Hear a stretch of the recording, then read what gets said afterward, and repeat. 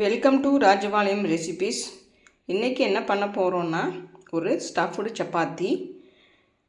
இப்போ ஈவினிங் 4 மணி ஆகுதுங்க. இப்போ எல்லாமே ரெடி பண்ணி வச்சிட்டோன்னா ஈவினிங் டின்னருக்கு 6 மணிக்கெலாம் செஞ்சுட்டா தான் நாங்கள் ஒரு 7 மணிக்கெலாம் சாப்பிட்றதுக்கு கரெக்டாக இருக்கும். அது என்னென்னு பார்த்துடலாம். இப்போ பார்த்திங்கன்னா ஃப்ரெஷ்ஷான ஒரு ஸ்வீட் கார்ன் நமக்கு கிடைச்சது. இந்த பன்னீரும் சீஸும் வச்சு ஒரு ஸ்டஃப்டு பண்ண போகிறோம். அதுக்கு இப்போ தான் நான் ரெடி பண்ணியிருக்கேன். காஷ்மீரி சில்லி வச்சு தான் இந்த சில்லி ஃப்ளேக்ஸ் பண்ணியிருக்கேன், ஏன்னா கொஞ்சம் கலருக்காக. இது கஸ்தூரி மேத்தி, ஒரிகனோ. இதில் சீஸை நல்லா கிரேட் பண்ணிக்கலாம். 1 கப்பு தான் கோதுமை மாவு எடுத்திருக்கேன். இது எப்படி பண்ணுறதுன்னு பார்த்துடலாம். இப்போ ஸ்டவ் ஆன் பண்ணிவிட்டு ஒரு கடாயை வச்சுருக்கோம். அதில் கொஞ்சம் பட்ரு போட்டிருக்கோம். அதில் கொஞ்சம்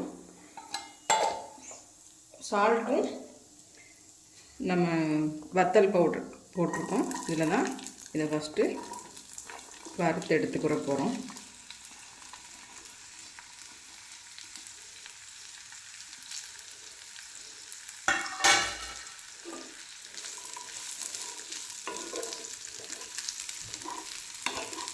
இந்த மாதிரி ஸ்டஃப் பண்ணால் இன்னும் கொஞ்சம் டேஸ்ட்டு நல்லாயிருக்கும்னு சொல்லிட்டு தான் நான் இந்த மாதிரி பண்ணுறேன். நீங்கள் காஷ்மீரி சில்லியில் நீங்கள் இந்த மாதிரி பவுட்ரு பண்ணி வச்சுக்கிட்டிங்கன்னா கொஞ்சம் கலர் நல்லாயிருக்கும். நம்ம வத்தலில் பண்ணுறதை விடையும் இது கொஞ்சம் நல்லா கலர் கொடுக்கும். காரம் இருக்காது. குழந்தைங்களுக்கு இப்படியே நீங்கள் பட்டர் போட்டு கொடுக்குறதுக்கு சூப்பராக இருக்கும்.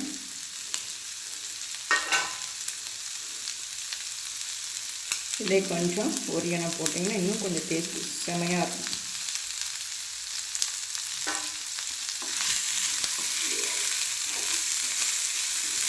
இப்போவே பார்த்திங்கன்னா நல்ல ஒரு வாசம் வருது.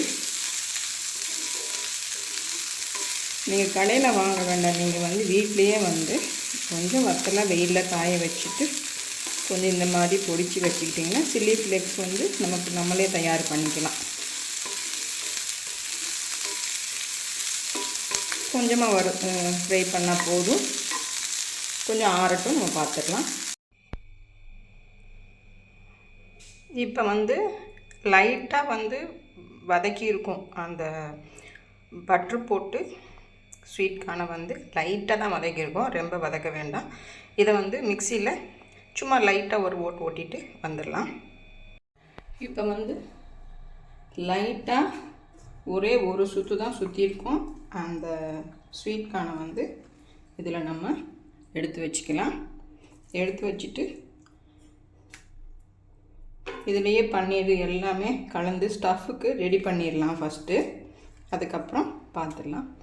இந்த மாதிரி பண்ணும்போது குழந்தைங்களுக்கு ரொம்ப பிடிக்கும். குழந்தைகள் மட்டும் என்ன, நமக்கும் தான் ரொம்ப பிடிக்கும். இப்போ இன்னையிலேருந்து லீவ் விட்டுட்டாங்க எங்கள் பாப்பாக்களுக்கெல்லாம். அதனால் நீங்கள் செஞ்சு கொடுத்து அசத்துங்க. இப்போ அந்த ஸ்வீட் கார்ன் அரைச்சி வச்சதை போட்டுக்கலாம். அதோட பன்னீரை கிரேட் பண்ணி வச்சுருக்கோம், அது போட்டுக்கலாம். அடுத்து சீஸ், அதையும் போட்டுக்கலாம். கொஞ்சம் கஸ்தூரி மேத்தி போட்டுக்கலாம்.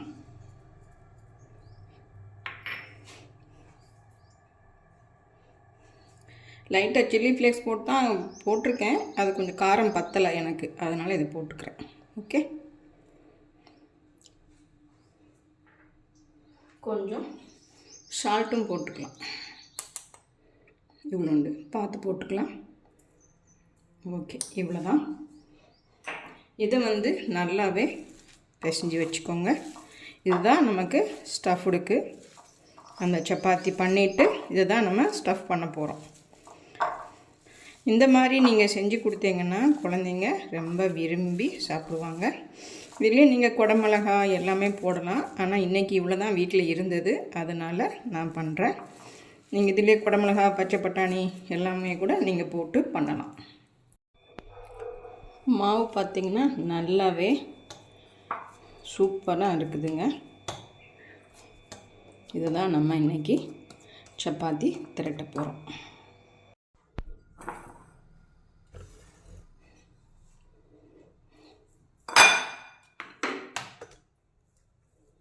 இப்போ நல்லா சப்பாத்தி திரட்டி எடுத்துகிட்டு வந்துடலாம்.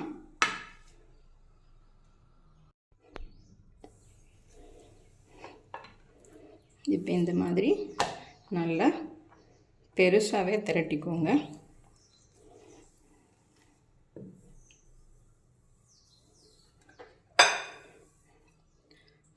திரட்டிட்டு நம்ம பிசைஞ்சு வச்சுருக்கோம் பார்த்தீங்களா, இதில் வந்து கொத்தமல்லி மட்டும் போட்டு எடுத்துகிட்டு வந்துடுறேன். கொத்தமல்லி போட்டால் தான்ப்பா எனக்கு ரொம்ப பிடிக்கும், அதனால் கொத்தமல்லி போட்டு எடுத்துகிட்டு வந்தாச்சு. இதை வந்து நம்ம நிறையாவே ஸ்டஃப் பண்ணிக்கலாம்.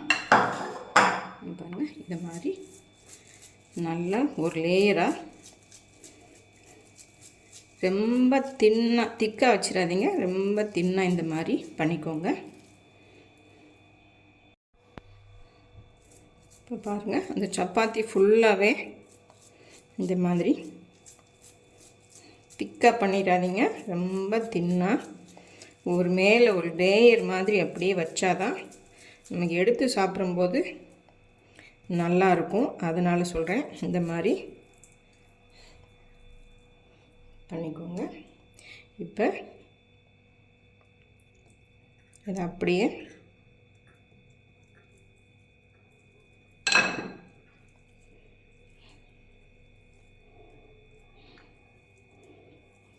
சுருட்டிக்கோங்க. இப்போ சூப்பராக வந்துடுச்சா? இப்போ நம்ம எடுத்துட்டு குட்டி பிள்ளைங்களுக்காக தான் இது பண்ணுறோம், அதனால் கட் பண்ணிட்டு வந்துடலாம். இந்த மாதிரி கட் பண்ணிக்கலாம்.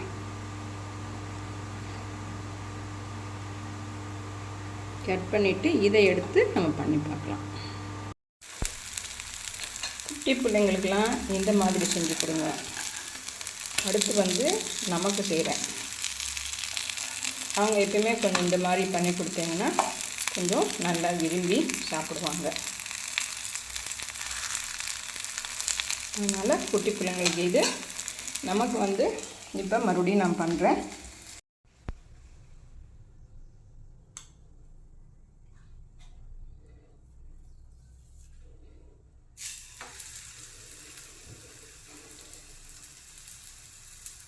இப்போ பார்த்திங்கன்னா நமக்கும் போட்டாச்சு.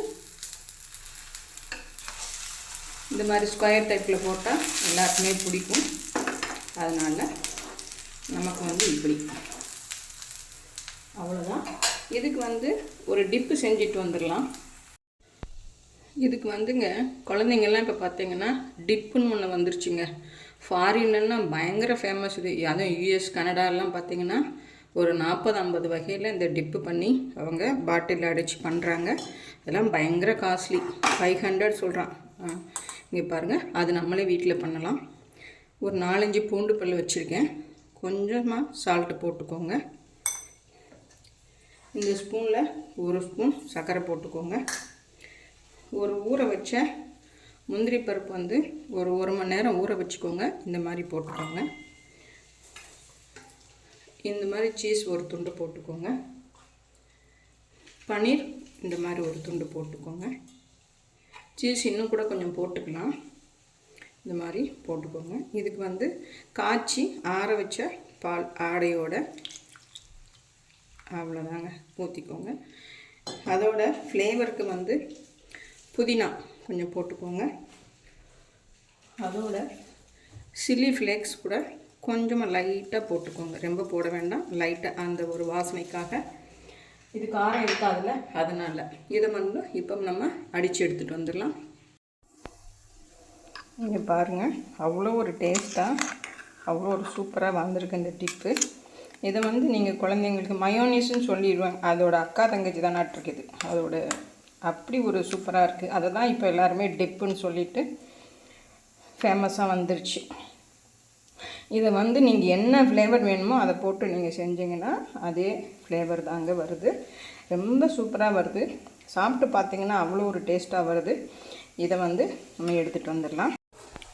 இப்போ வந்து குட்டி பிள்ளைங்களுக்காக இது மாதிரி குட்டி குட்டியாக பண்ணியிருக்கோம்.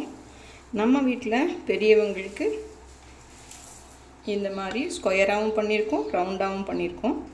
இந்த ஸ்டஃப்டு வந்து ரொம்ப ஈஸி தான், நீங்களும் செஞ்சு பாருங்கள். இங்கே பாருங்கள், இந்த ஸ்டஃப்டை வந்து நம்ம இந்த மாதிரி இப்படியும் கட் பண்ணலாம், நாலாவும் கட் பண்ணலாம். கட் பண்ணிட்டு வந்துடுறேன். இப்போ பார்த்திங்கன்னா இந்த மாதிரி ஃபுல்லாக ஸ்டஃப்டோட சூப்பராக வந்திருக்குது.